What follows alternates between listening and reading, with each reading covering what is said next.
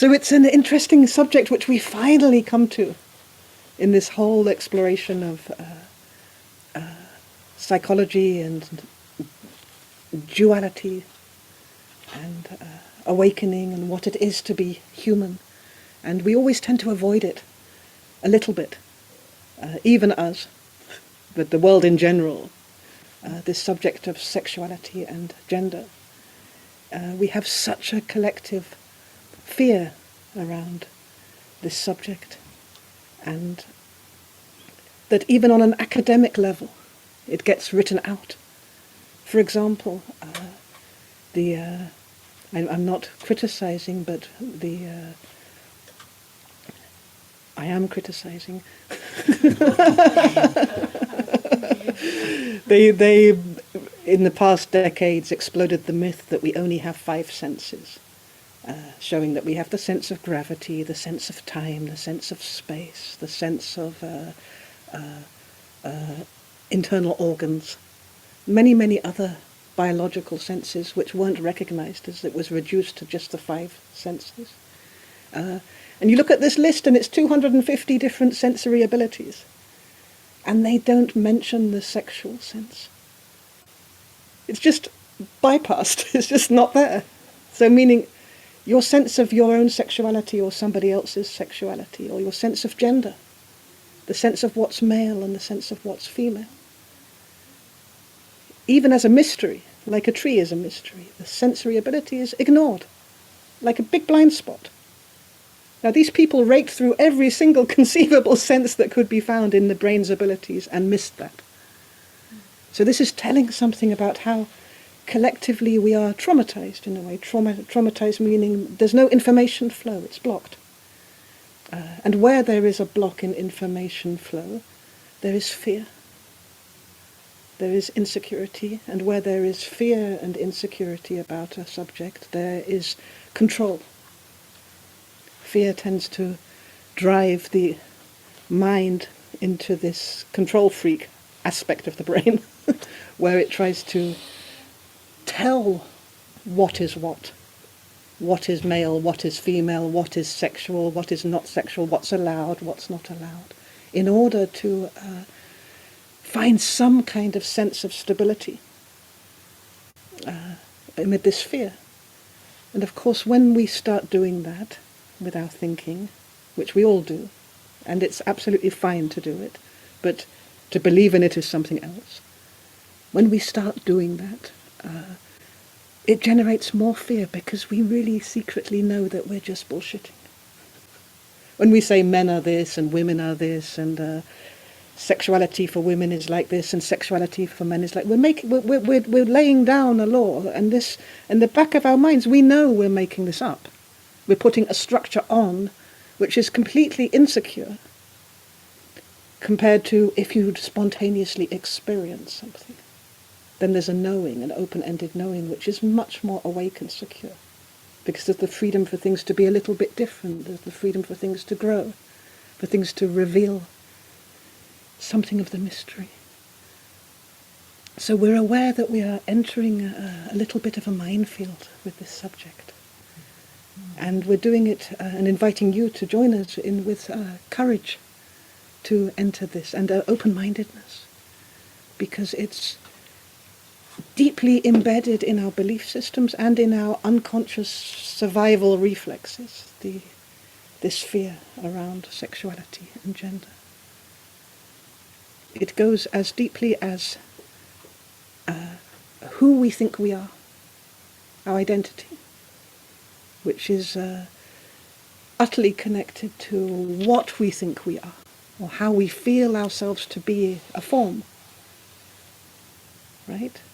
How we feel we are, on the light side and on the shadow side, which goes very deeply into where we think we are, where do we stand in life.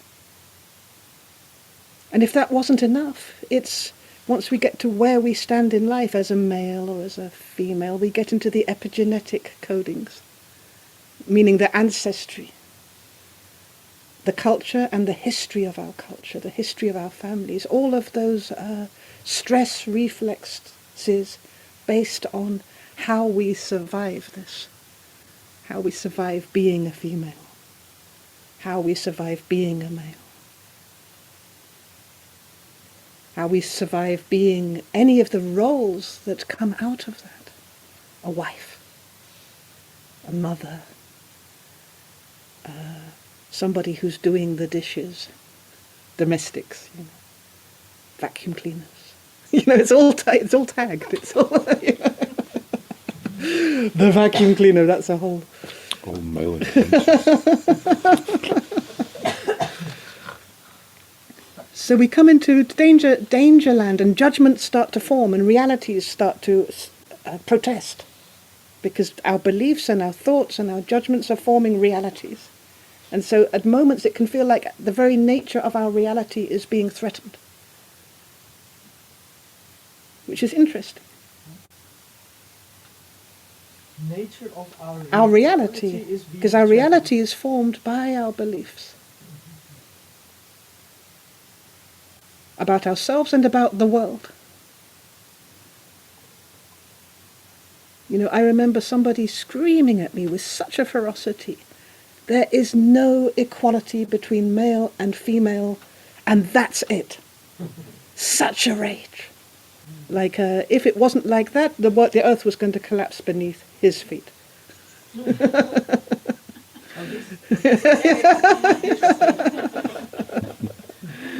And I just stood there. It was my ex-husband.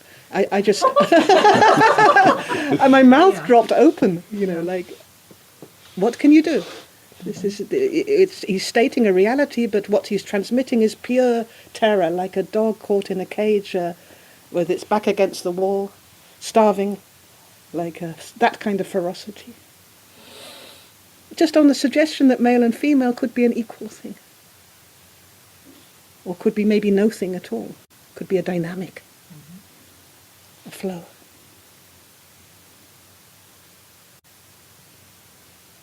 So when we skip over to our spiritual wisdom, to ancient mystical knowledge, what we have is the yin and the yang. The interdependence, that everything depends on everything else, the dance of opposites. That male cannot be without female, and female cannot be without male, and that there's a dance together all the time, like darkness and like light. And this we know. And sometimes we can even feel it in the heart. But when it comes to the physical body, where the sexual sensations or the sensuality is alive, we tend to take a jump. Because now we're not coming top down from a place of wisdom down into the body. Now something very real is showing up from bottom up, in a way.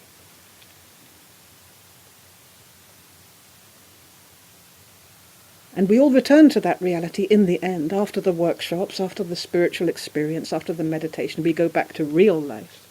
And real life is hunger, it's sexuality, it's boundaries, it's survival. And it's really connected with all of that.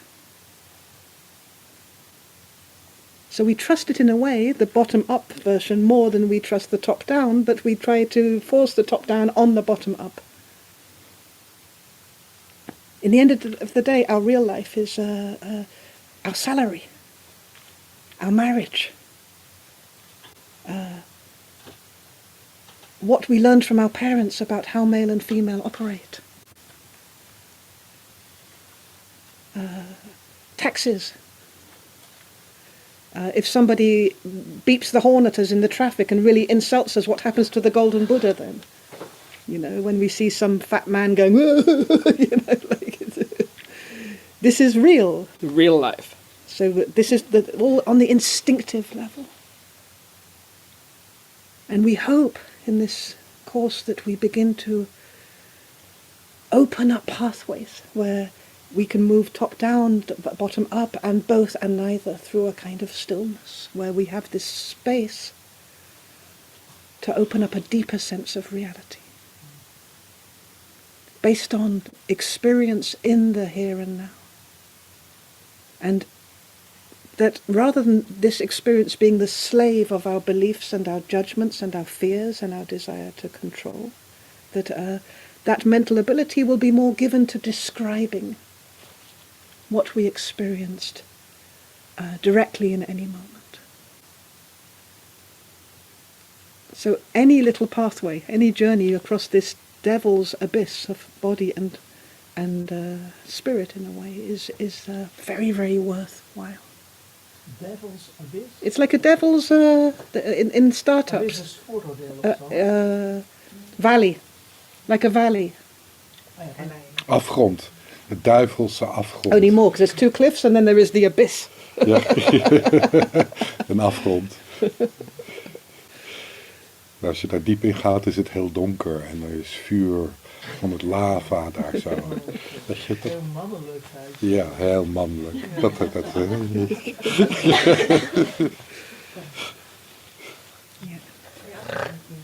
Yes. Talking about that, on the bottom is reality of life. But when I think energetically, Yeah. I think the bottom is also your instinct. Yes. Sexual. Exactly. So it's another duality. Exactly. Exactly. The sexual instinct is from the body. Yes. But what is the body? But when we have a very strong sexual attraction, it will begin anyway to open the heart and to open the mind. It has its own movement, but the way we're trained to be is to conquer the beast from the mind this way. Like, I shouldn't have a strong sexual attraction because I'm with Bart. Right? So how do I deal with that? Because I do have a strong sexual attraction, that tree is so horny. So what do? Do I shut it down? Do I numb it? Do I disown the bottom half of myself? So on Sundays and Mondays I'm with Bart, and then Tuesdays I'm secretly with the tree. And there's no judgment about that either. That would be a pendulation, which in somatic experiences is quite healthy, but we need the space of permission behind that, the self-awareness. At least a space of even forgiveness that this is how the system is moving right now. And then everything else starts to be included, another dimension. A care, something of the heart starts to have space. Yeah. So today,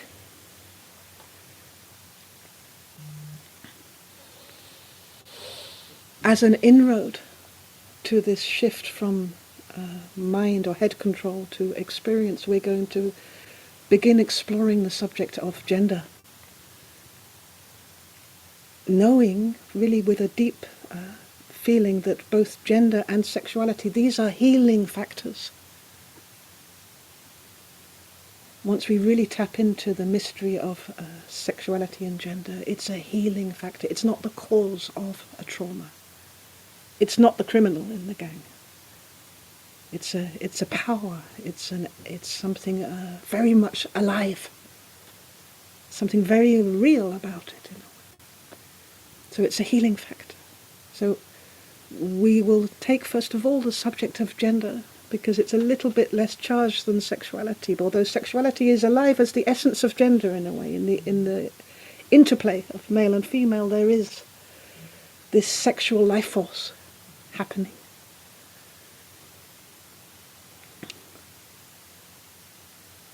So gender is got this word gen, at least in English, probably in Dutch as well. Gen in the depth of the word, gender. And that goes all the way back to Genesis. Yeah, the creation of the first cell, the creation of the world. Exactly. You said that the wording, the all beginning of everything. Exactly. There was this male and female Yes, being that exactly. met. Yes. Okay. So there's an interesting exploration. It's a bit chicken and egg. Did it all begin with the split between male and female? There was a oneness which was divided into two polarities, the push and the pull, the male and the female aspect, the god and the goddess. Or did it all begin with the blending of the male and female? Like we all began like that. The genesis of each one of us was through the blending of the male and female. So we can have both. We can look at it destructively, and we can look at it as a love story. And we need both in a way. So there is this, in every relationship, in every meeting position between forms of life or between people, there is this bliss of coming together and blending and dissolving each one into a unity. And then there is this less blissful movement back into individuality and separation.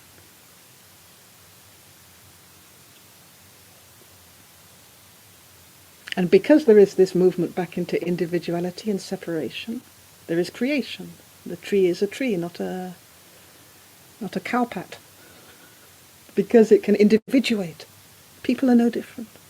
And because we can individuate, there is the possibility of again coming into union and blending again.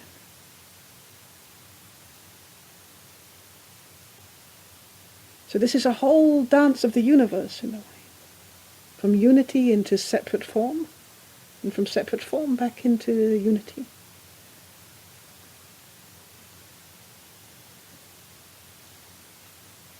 One we tend to resist enormously, which is the birth process, being individuated, being separated, being alone, isolated. And yet we long for it, to be ourselves, to find out what we are.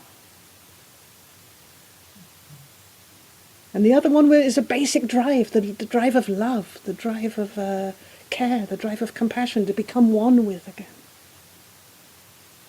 Which we also can resist. We don't want to lose ourselves. A little bit, but under control. And these are universal principles of duality in a way of creation. And we're part of that. Our whole psychology is part of that. All of it, our physiology, our physical, instinctive level is part of that. And it's a movement of learning in a way, the drive towards reality. The sense of reality is a drive, driving us towards what feels real, what feels truthful. And then we blend with it, we become it, like two water drops becoming one. And then something is experienced, and then there is a separation again, and taking part of that reality back into the reality within. You get a sense of how this is so much part of everything. And what we're talking about when we include the body in the sexual dimension and the gender dimension and the genetic dimension is we're talking about the movement of creation itself through the whole of us.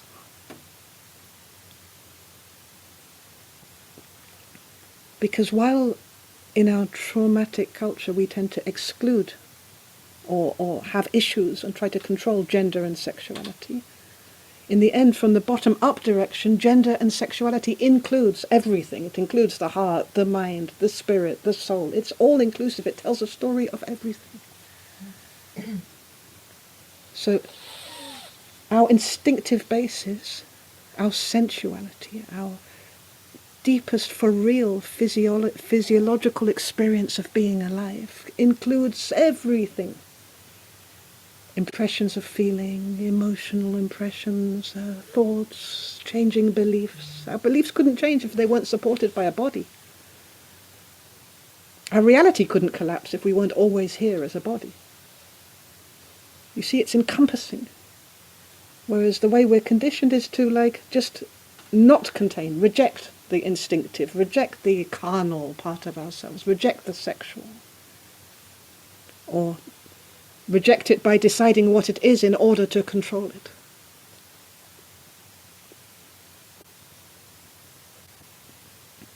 So we have Genesis, which is the beginning of everything. Without being too biblical, the word means the beginning, the origin.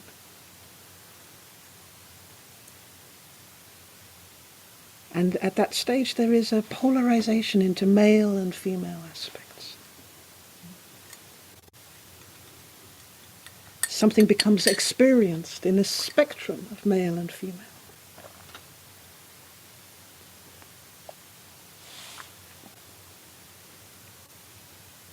Now, When I say that, it's just words, isn't it? What is male? What is female? What are we even talking about?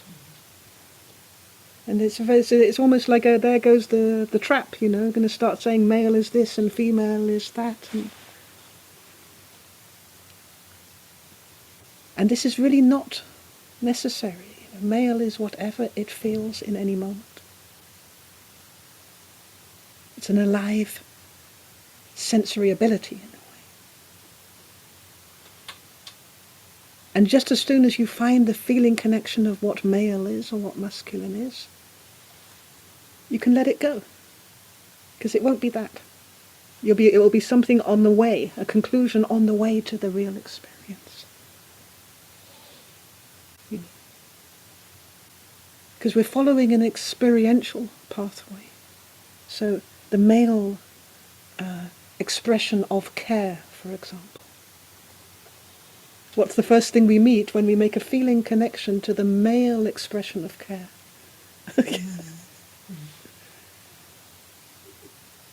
Exactly. Something a little bit dominating and controlling and patronizing, and maybe. And maybe behind that there is something else, and behind that there is something else. And if we can just let the mind follow the unknown pathway, without rejecting our conclusions, but yeah, okay, but what is the mystery of male? And are we relating to it as something outside of ourselves, or behind ourselves, or up in the sky, or down in the earth, or in the world? Or are we relating it as part of ourselves? What is the male aspect of care as it moves through us? What's the spirit of that? The flavour of that?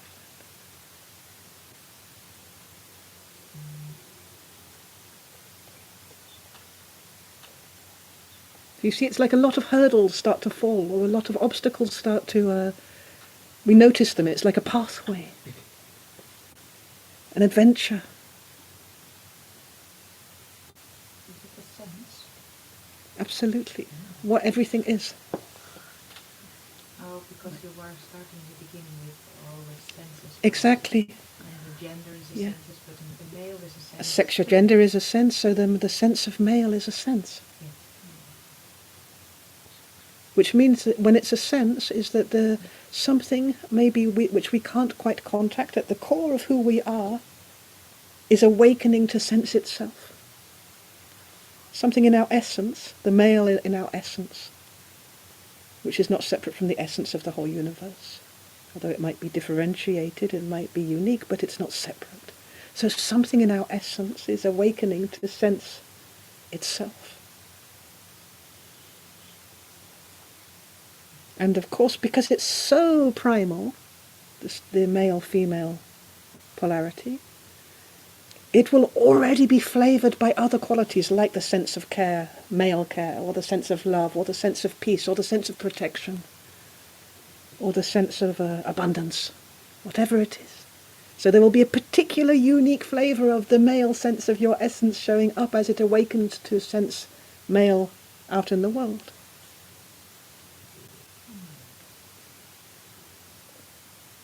And you can imagine how this is affecting what we're attracted to.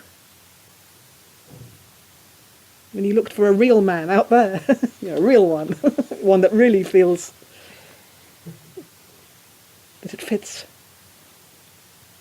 There's a uniqueness to it. And there's a circulation happening, a little bit like a washing machine, of this quality. But is it necessary to make it male or female, the care? Or is it just about care? Always there's going to be a differentiation into aspects. Mm-hmm. But we're not making anything. We're just openly experiencing different vibrations. If we say it's just about care, we move into uniformity. And we're escaping something. Okay. So just as there are male aspect moving through the whole universe, whether it's through caterpillars or squirrels or human beings or atoms, or individual cells. So the care moves through these aspects. But is the end the care, the universal care, without male and of including male and You female see? aspects? Yes. Okay. Both, neither, and. Yes, just finding out Yes, what it exactly. is looking into it Yes. in all the different aspects. Yeah, and what we're feeling. talking about is the process of creation, the process of manifestation, which is all about differentiation into duality. Ultimately, what's there? Yeah. We are. We open our eyes, we don't have any of this head fuck going on at all. We just are. Yeah. Right? It's not far away. No. So in our first instance of feeling care, we just feel care. We don't say this is the male, this is the female and all of this. But as it begins to play out, it starts to play out through polarity. And just as we contact the male aspect within ourselves, or within our experience of everything, the female will show up as well. Because it's a polarity, it's a duality. So we don't get one ever without the other. As male and as female. Yes. Just as we touch the male aspect of care, we find that in right there, close by, is the female aspect of care showing up. In the way that we experience it.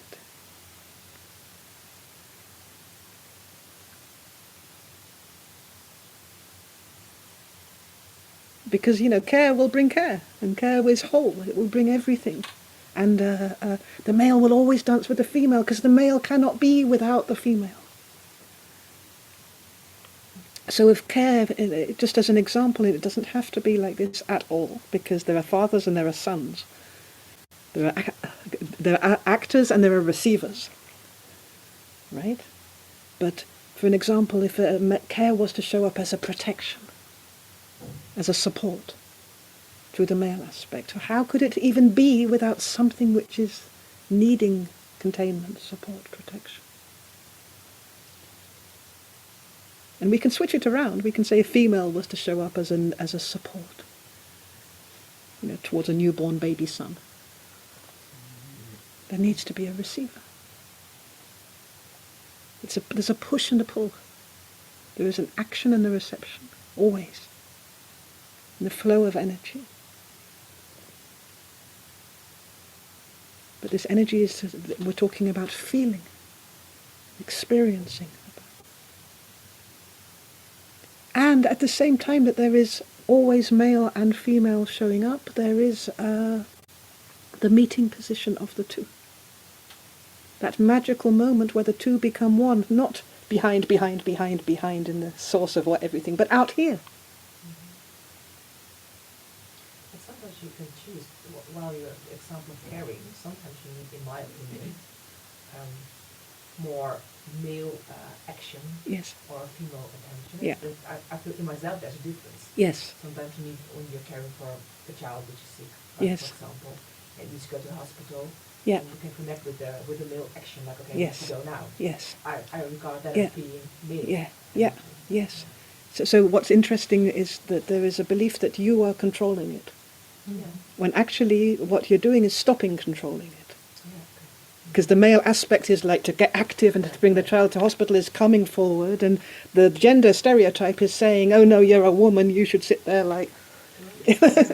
And actually, because there is this instinctive movement Yeah.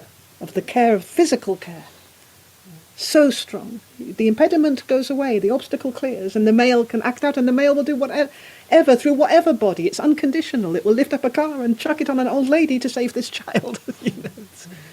So it's, we think we're choosing it, but what we're choosing is to not resist. Our wholeness. The full spectrum of possibility, and sometimes it can come as a bit of a surprise. That we find ourselves showing up in the world in ways that we don't really know ourselves. That we're not identified normally. But it's also very pleasant in a way, releasing to realize that there is this spectrum of possibility. Something very alive when that happens. So when we fixate on one side, one idea of what it is to be male or what it is to be female, our world tends to shrink. And the possibilities of expression and being and feeling and experiencing tend to get more limited. Consciousness doesn't have the space anymore. It's only allowed in this form. And we can see it like a sliding scale, or a circulation, the male and the female aspects, the male and the female energies. Like movement, movement is always a function of the two. It's moving forward, but it's also, if I didn't have a restraining factor as I move forward, I couldn't move gently, I couldn't move slowly, I couldn't move with precision. So there's a much deeper mastery there when male and female are allowed to be. Do you follow? If you're driving a car, you don't just put your foot down on the gas and go bump. You need to go through the middle way. Always through the middle way. It's always on the spectrum.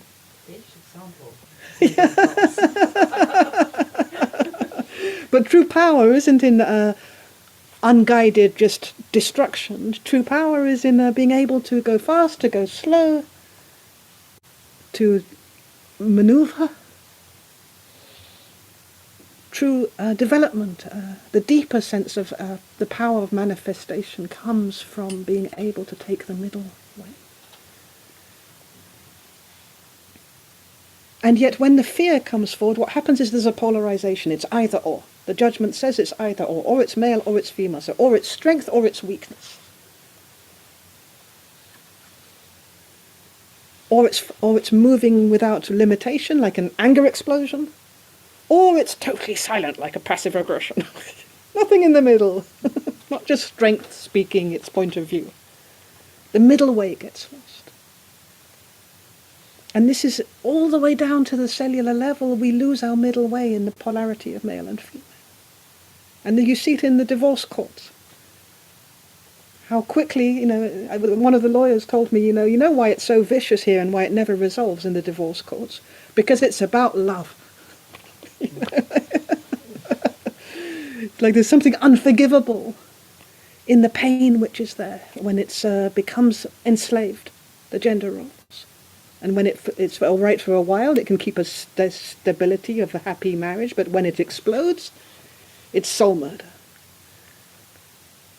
It feels like soul murder, the revenge that can be there, the coldness that can come forward, the all or nothing. So the number one person goes from being like non-existing person.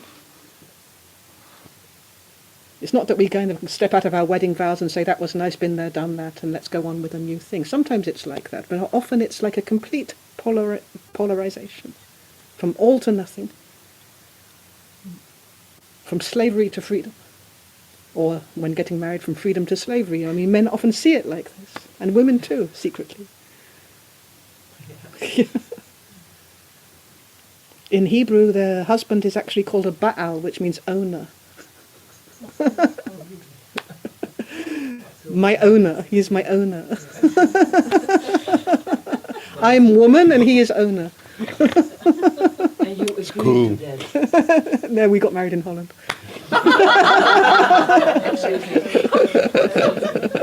I disown him over there. He's just a tourist. Well, it's the same in the Netherlands. Yes. Yeah. It's a very honest old word. Owner. Yeah, Yes. I think for Yeah, this. it's a biblical word. Yeah. Yeah. Yeah. So this genetic programming, in its naturalness, there is, you look towards animals, you look towards a dog, a female dog, or a male dog, or a male cat, or there's a kind of naturalness of expression, and everything goes. There is really a freedom there. See how male cats are suckling the kittens. Really, this is, and dogs, we've seen this. There is a kind of gender fluidity going on in true nature. And we can look at it and say, oh, that's gross, but that's not right. But this is, the care dominates, need dominates, and finds form through gender. There's no messing with it. And so in our genetics we have our position, we have our physiology, our biology, but it doesn't mean that it's not free to dance completely with itself. And it always contains both. Like movement, like being alive, like creation always contains both. And then we have the epigenetics, which is the whole history of survival, in which there's been stress tags put on certain forms with programs of how to survive it, like marriage, domestic life, living together with a partner. So we can be, as most of us here are women, we can be at school and all the boys are idiots, and you feel totally equal to them and everything's great and fine, and actually, if at all, they're a little bit less, because they're slow to develop. And then 22 years old, you marry one of your male classmates, and then suddenly, whoop-a-doo, sets up the genetic programming, and there is this kind of fear of sexual betrayal, because then you lose everything, your house, your economy. There's a feeling of not being able to produce wealth, because then you are no longer the needing one, which means you're not a real woman. You're not needing support, so why would he stay? There's a kind of hiding you often see in marriages of women. They hide their income from the male, so that he won't feel less than. At least they don't tell it to the people out there. It's a secret. Because, that's like castrating him, and you're not allowed to castrate a male. He should always feel great and wonderful, right? And even to make women often tend to make themselves stupid, because the man should appear as smarter. And men can get quite aggressive and choose to avoid intelligence because they must feel smart. It doesn't matter smarter than what, but this is a part of the survival programming. So that's of the culture we're in. It's not your family background also, but it's in a way developed as kind of stressors on the genes, like almost like danger signals. And it's not any. It's this is a legacy we all share. This kind of gender slavery, males and females, from all directions. A man could have a stress factor around having a child because he's somewhere deep down within him. He knows that if he has a child, he's going to be excluded.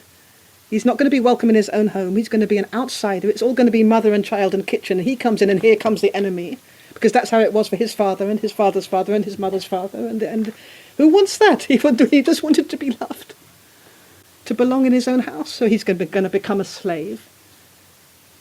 I'm just talking about what has been, which no longer is, but which shows up psychologically still. but biologically it is in the first 3-4 months. It is like that a bit. Yes, exactly. But it doesn't have to be. No, okay. It is like that partly, and it's very hard to say what's what, because of the way we're programmed. So he's already anticipating exclusion when the birth is happening. So he's already excluding, because the best defense is attack. So he goes to the pub to celebrate with his friends. And they say, don't worry, get a dog. And it all kicks off, like before anybody. And nobody stopped loving anybody, but there is a kind of habit going through the genes, a kind of... And it doesn't have to be like that, but when we are awake enough to give ourselves the freedom to feel, to suffer, to feel the fear and do it anyway. Look at Hillary Clinton running for presidency. How much was written about what shoes she wore? Right? And if she was sick, it wasn't that she was heroically conquering and going forward. It was as she's weak and frail so quickly. And women doing it as well as men. This like and then demonification, making her into like the devil incarnate itself because she has a voice, because she goes for power. Evil incarnate. All the conspiracy theories still are thriving off the Hillary Clinton factor. Margaret Thatcher the same. She was a bitch, but still. So we have it encoded, and we can't not have it encoded, but we do have it as a kind of challenge in our ancestral karma to be able to move beyond these, to find freedom within it. Even if the form plays out or is playing out, that's absolutely fine, but to know from a deeper dimension of ourselves, that's space where we are neither male nor female. How deep do we have to go into the here and now to find a space inside ourselves where we are not this or that? We just are alive. It's almost like it's just a thought away, or the absence of a thought away. We move to this space. Right? It's not like we kind of wake up in the middle of the night and say, oh, female. You have to work to put on this uniform.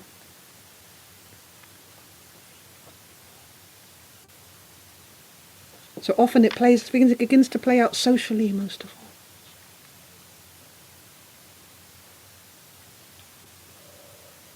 And again, with very strong traumatic tags, for example, for both men and women. How we look from the outside says who we are. So the clothes that we put on, we choose them for how they look from the outside. Not for how they feel to wear them. That's secondary. So we walk out into the street, and it's like there's cameras, Big Brother is in every window. And we experience ourselves as an object from the outside, walking in our jeans and in our clothes, at our age, with our kind of degree of waning sexual appeal. You know? and you know, there's the ageometer, like how much have we gone into that direction? You know, are we yet old biddy? Then somebody says, "Are you all right, dear?" And it's like, and then you get this, oh shit, projection. So we see ourselves as an object, rather than feeling what it is to be alive. So this reversal from direct experience, how does it feel inside our socks? As opposed to what do the socks look like? How does it feel inside this physicality? As opposed to what does it look like from the outside? You see what consciousness is doing. It's doing a loop-the-loop, dissociating and watching from the outside, and often the judgments that it's carrying, or even what it decides to judge from the outside in, is based on wounds on the inside. You know, if we've got an issue with fat ass, because our mother was rejected for having a fat ass, or believed that she got lost to her husband because of a fat ass, and we walk outside, then as we project ourselves, it's like, check out ass. You know? It's carrying out projections totally outside in. And this is splintering our energy. And it's absolutely okay to do that again, but when we believe that this is telling us who we are, what we are, we can get very depressed very quickly. It's like we start to build and believe in our own worst nightmares, because it tends to be wound-driven.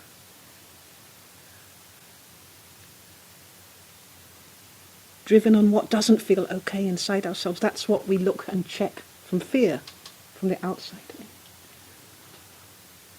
And yet all the time there is this other space, our secret space, where we are what we are, what we are. And we're alive. And we have our senses. And we're conscious beings. And everything is possible in terms of what we are able to experience. So this one that we see from the outside is not an experiential thing, it's a blob, it's an object. When we move inside, we are the experiencer, the authority is restored. And the authority is neither male nor female, it's the authority of consciousness or life itself, experiencing how it is to be in any moment. So often what interferes is this judgment of males, females, females, males, males, females. Partly endorsed by the social world, which is set up.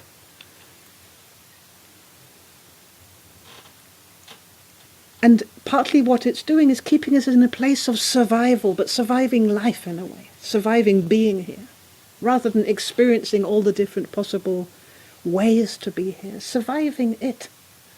And then we die.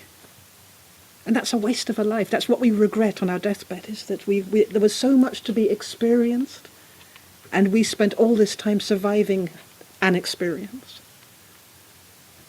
or avoiding what we don't want to experience. It kind of pops like a bubble. That unknown thing which must never happen, but we don't know what it is, but it must never happen. That's been driving our experience, as opposed to just what is here, from the inside out. So in this survival realm, we are, in a way, psychologically over-enslaved. Because we're living to live another day, but another day passes, and in the end we pass on. Except, and then you've got this place of privilege, and of the people in this world that don't have to worry too much about survival. The aristocracy, the ladies and the gentlemen. Now I totally bring in English culture. So you've got all the masses that work, and you've got the ladies and the gentlemen, the lords and the ladies, that don't have to work. And here we've got this word again, gentleman. So what is a gentleman? Why did they call a gentleman, as opposed to a worker or a slave? Why is he a gentleman? Good manners. He's gentle. His female aspect has space to be. He's genteel. He eats with gloves on. He has refined taste. He knows the difference between different years of wine. There's lots and lots of refinement, middle way possible.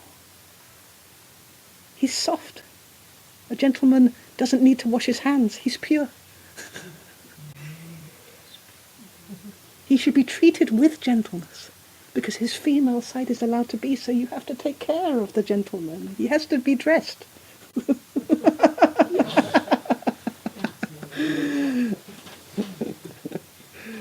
And the lady. So every gentleman has a lady. So what's showing up in the lady that makes her a lady, unlike every other fishwife? Beauty? No, she can be an ugly lady. She's no less a lady. She can look like a horse. But she has good clothes. She has good clothes, yes. What kind of good clothes? Expensive. Exactly. She commands power. She has authority. She often has a deep voice. She can manifest her male aspect, stinky cheese. If she says to the workers, "Get out my way," they move. So her male aspect is allowed to come forward very, very, very strongly as well. She can be a female, but she commands. She rides a horse, in Balmoral. No, because she's a lady, she can even spread her legs. Everything is allowed. She can be Queen of England. She can, Victoria, she can command the world. Her male, as she can command battalions of ships and conquer the natives. So the male aspect is allowed to be there in the lady, and the only difference is that there is a culture there which is removed from survival threat, hunger, poverty, basic needs. That there is space to relax. Space to relax in such a way that the wholeness of the human experience is allowed to come forward. You don't have to be polarized into this side or that side, to be arbitrated into male or female. There's space, there is relaxation, and that means that the spectrum of gender can expand. The greatest sensitivity, you can be a poet, and she can have a stable full of horses, race horses.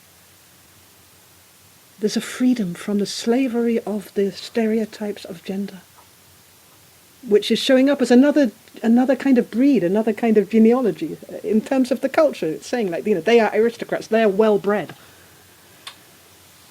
So this is all pretty horrific, but we are all able and free and as alive and fully permitted to follow our own pathway of freedom.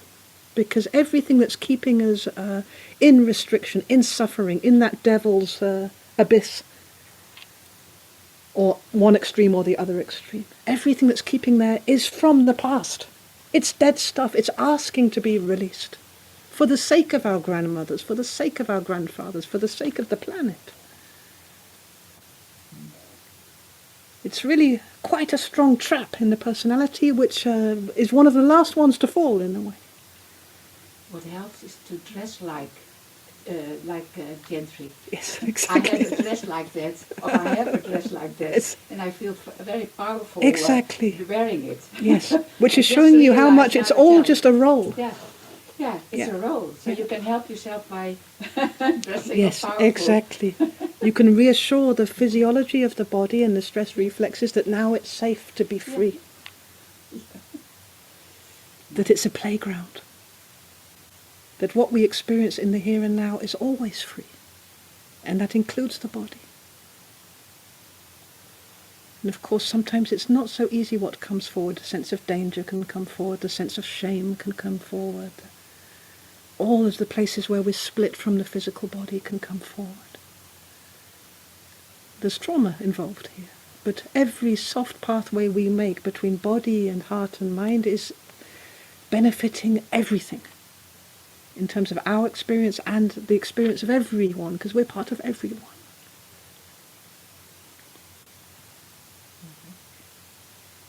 So what we took out of this word gentleman is another quality, which is gentleness. And this attitude of gentleness, which is a little bit different from softness, because it's really in the tenderness of the body, gentleness, is one of the key attitudes that can help us move through whatever we're experiencing in these 5 days, to have an attitude of gentleness towards whatever we're feeling. It's connected, but it's not forcing into polarity. It's respectful. There's care in it. There's warmth in it, but not too much. And this attitude of gentleness is one of the attitudes which helps us open up all of the middle way. And we are talking about finding the freedom of the middle way when we move beyond. We liberate gender and sexuality. The middle way in the here and now. So softness.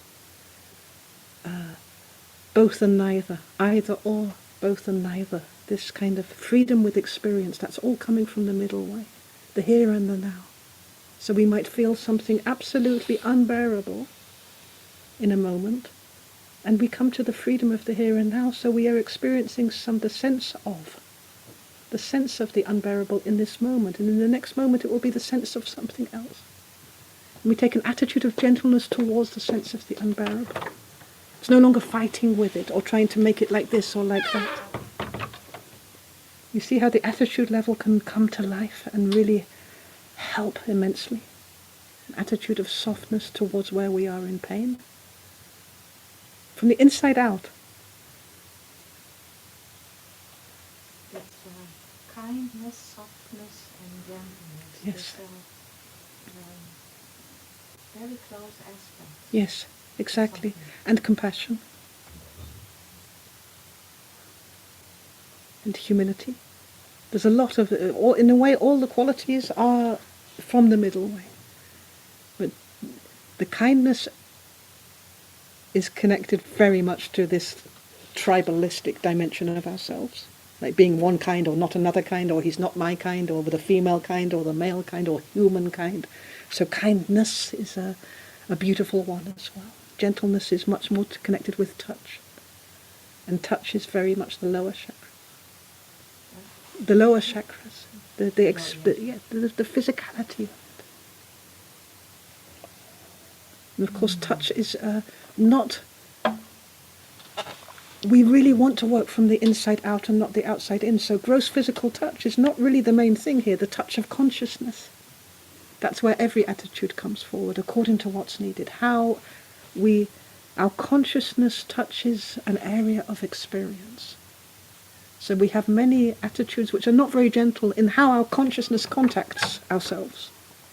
You know, our consciousness can come at a place of pain with a stick, with a violence almost.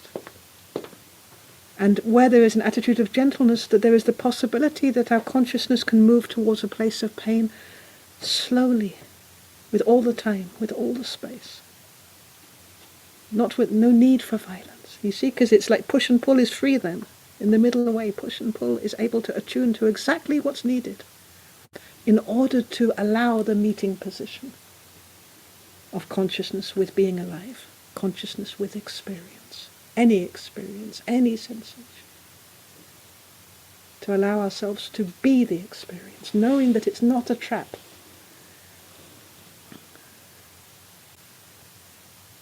So, yeah, we stop there. Otherwise, we start and we can go on for days.